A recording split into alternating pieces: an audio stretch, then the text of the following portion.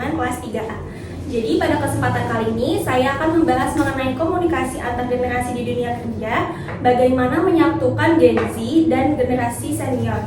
Topik ini sangat penting karena hampir semua tempat kerja hari ini diisi oleh beberapa kelompok generasi dengan gaya komunikasi dan nilai yang berbeda-beda. Yang pertama ada definisi generasi. Nah, mari kita pahami dulu apa saja yang dimaksud. Nah, yang pertama itu ada Gen Z. Adalah mereka yang lahir antara tahun 1997 sampai 2012. Mereka tumbuh bersama teknologi, terbiasa bergerak cepat, fleksibel, dan suka gaya kerja yang lebih elegan. Sementara itu, generasi senior meliputi milenial usia matang, generasi X, hingga baby boomers yang lahir antara 1946 sampai 1980. Nah, kelompok ini dikenal berpengalaman, disiplin, menyukai struktur kerja yang jelas, dan menghargai stabilitas serta komitmen jangka panjang. Lalu di sini ada komunikasi antar generasi. Nah, walaupun bekerja di tempat yang sama, masing-masing generasi membawa latar belakang dan kebiasaan berbeda. Dari sini muncullah tantangan seperti terjadinya stereotip dan bias. Misalnya, senior menilai Gen Z terlalu santai dan Gen Z menilai senior terlalu kaku. Nah, yang kedua itu ada perbedaan nilai kerja. Misalnya Gen Z mengutamakan fleksibilitas, sedangkan senior mengutamakan struktur.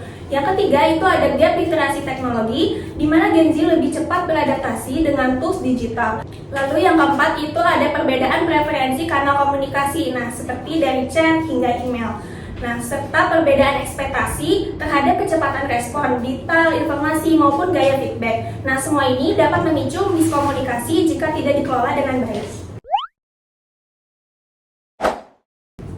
Nah, lalu ada perbedaan gaya komunikasi.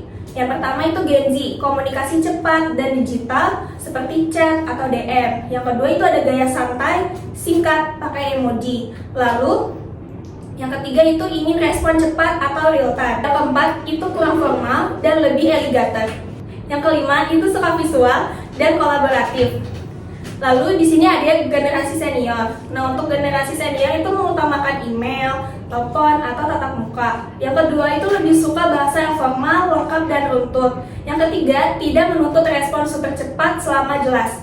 Yang keempat, menghargai protokol dan struktur organisasi. Yang kelima, menyukai penjelasan detail dan sistematis. Nah, jika dua gaya yang berbeda ini bertemu tanpa penyesuaian, mispersepsi sangat mudah terjadi. Lalu di sini ada manfaat menyatukan generasi. Nah, ketika dikelola dengan baik, kolaborasi lintas generasi justru memberikan banyak manfaat, seperti kolaborasi menjadi lebih kuat dan produktif, serta inovasi meningkat karena menggabungkan ide segar dari Gen Z dengan pengalaman senior. Terus, terjadinya transfer pengetahuan dua arah, seperti teknologi dari Gen Z dan pengalaman dari senior. Lalu ada keputusan bisnis lebih matang dan seimbang. Lalu yang terakhir ada yang paling penting, terciptanya lingkungan kerja yang harmonis dan inklusif. Slide selanjutnya itu strategi komunikasi efektif. Nah, agar kolaborasi ini berjalan baik, beberapa strategi dapat diterapkan. Yang pertama, gunakan media komunikasi yang sesuai. Untuk tiap generasi, misalnya informasi penting tetap melalui email, tetapi chat dipakai untuk hal-hal cepat. Yang keempat, tegaskan ekspektasi kerja, agar tidak ada yang merasa salah menafsirkan pesan. Yang kelima, memperkuat kolaborasi lintas generasi termasuk dengan research mentoring, di mana Gen Z bisa mengajari teknologi sementara senior memberi wawasan profesional. Lalu di sini ada studi kasus, seorang staf HR dari Gen Z mengirimi pengumuman jadwal interview lewat grup chat kantor dengan bahasa yang singkat. Sayangnya, senior dan Gen X yang menjadi interviewer tidak membaca pesan tersebut karena ia lebih mengandalkan email resmi. Akibatnya, dua kandidat terlambat datang dan proses rekrutmen tertunda 1 hari. Lalu solusinya, perusahaan menetapkan aturan bahwa semua informasi penting wajib dikirimi via email, sementara chat hanya digunakan untuk pengingat cepat. Nah, Gen Z membantu membuat template email agar penyusunan lebih efisien dan senior mengajarkan standar formalitas HR. Hasilnya, dalam 2 bulan berikutnya, tidak ada lagi miskomunikasi. Nah, ini menunjukkan bahwa memahami preferensi komunikasi dapat meningkatkan efisiensi dan mengurangi kesalahan.